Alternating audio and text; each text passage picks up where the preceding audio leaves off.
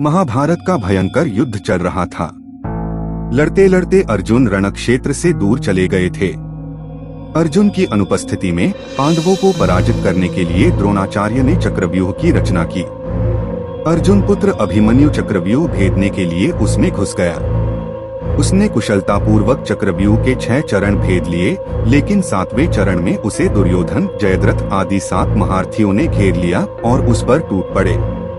जयद्रथ ने पीछे से निहत्थे अभिमन्यु पर जोरदार प्रहार किया।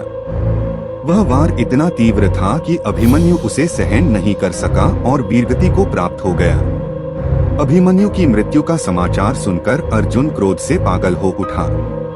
उसने प्रतिज्ञा की कि यदि अगले दिन सूर्यास्त से पहले उसने जयद्रथ का वध नहीं किया तो वह आत्मदाह कर लेगा। जयद्रथ भयभीत होकर दुर्योधन के पास पहुंचा और अर्जुन की प्रतिज्ञा के बारे में बताया। दुर्योधन उसका भय दूर करते हुए बोला, चिंता मत करो मित्र, मैं और सारी कौरव सेना तुम्हारी रक्षा करेंगे। अर्जुन कल तुम तक नहीं पहुंच पाएगा, उसे आत्मदाह करना पड़ेगा। अगले दिन युद्ध शुरू हुआ। अर्जुन की आंखें जयद्रथ को ढूंढ रही थीं, किंतु वह कहीं नहीं मिला। दिन बीतने लगा। धीरे धीरे अर्जुन की निराशा बढ़ती गई। यह देख श्री कृष्ण बोले, पार्थ, समय बीत रहा है और कौरव सेना ने जयद्रथ को रक्षा कवच में घेर रखा है। अतः तुम शीघ्रता से कौरव सेना का संहार करते हुए अपने लक्ष्य की ओर बढ़ो। यह सुनकर अर्जुन का उत्साह बढ़ा और वह जोश से लड़ने लगे, लेकिन जयद्रथ तक पहुंचना मुश्किल था। संध्या होने वाली थी।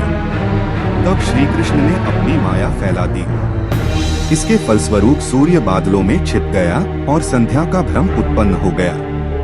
संध्या हो गई है और अब अर्जुन को प्रतिज्ञावश आत्मदाह करना होगा। यह सोचकर जयद्रथ और दुर्योधन खुशी से उछल पड़े। अर्जुन को आत्मदाह करते देखने के लिए जयद्रथ कौरव सेना के आगे आकर अट्टहास करने लगा। जयद्रथ को देखकर श्री कृष्ण बोले, पार्थ, तुम्हारा शत्रु तुम्हारे सामने खड़ा है।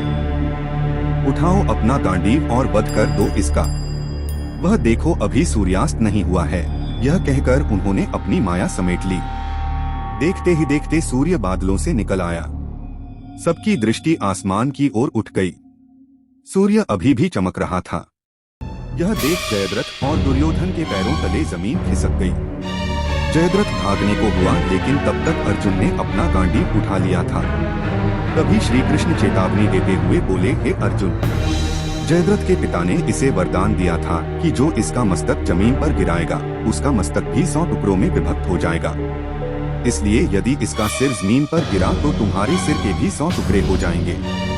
हे पार्थ, उत्तर दिशा में यहाँ से 100 योजन की दूरी पर जयद्रथ का पिता तप कर रहा है। तुम इसका मस्तक ऐसे काटो कि वह इसके पिता की गोद में जाकर गिरे। अर्जुन ने श्री कृष्ण की चेतावनी ध्यान से सुनी और अपनी लक्ष्य की ओर ध्यान कर बाण छोड़ दिया। उस बाण ने जयद्रथ का सिर धड़ से अलग कर दिया और उसे लेकर सीधा जयद्रथ के पिता की गोद में जाकर गिरा। जयद्रथ का पिता चौंक कर उठा तो उसकी गोद में से सिर जमीन पर गिर गया। सिर के जमीन पर गिरते ही उनके सिर के भी 100 टुकड़े हो गए।